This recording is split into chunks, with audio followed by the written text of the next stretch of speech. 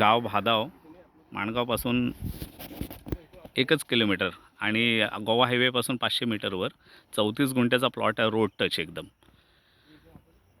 हा रोड आहे. हे कुंपण आहे, पण प्लॉटमध्ये जातोय मी.